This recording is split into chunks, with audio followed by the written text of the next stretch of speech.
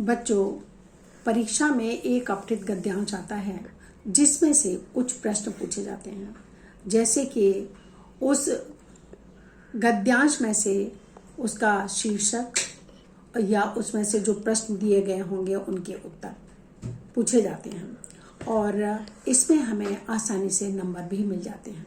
तो सबसे पहला तरीका क्या है कि हम पहले संपूर्ण गद्यांश को ध्यान से पढ़ें और उसमें ये देखें कि उसमें किस विशेष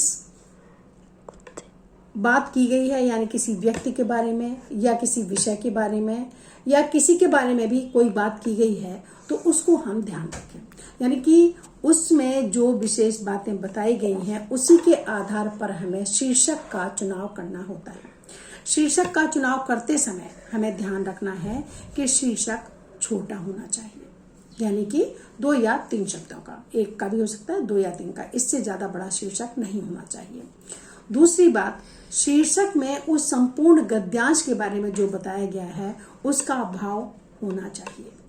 शीर्षक आप प्रतीकात्मक भी ले सकते हैं, उससे जो संबंधित है उस भाव से उसके बारे में भी ले सकते हैं।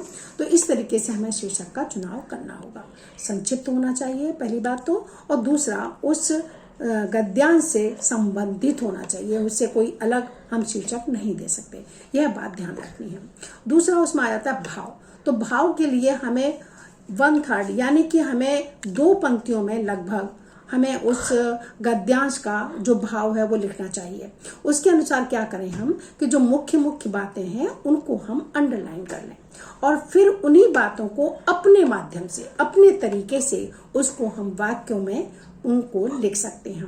ध्यान रखें कि हमारा वह जो भाव हमने लिखा है वो बड़ा नहीं होना चाहिए, क्योंकि फिर भाव का अर्थ बदल जाएगा। और दूसरी बात है कि जो उसमें से प्रश्न पूछे गए हैं, तो कभी कभी बच्चे क्या करते हैं कि उसी गद्यांश के अनुसार जो वाक्य बने होते हैं उन्हीं का प्रयोग कर लेते हैं। हमें उनका प्रयोग नहीं करना है, बल्कि उस गद्यांश को समझकर हमें अपने शब्दों में उनका उत्तर लिखना चाहिए।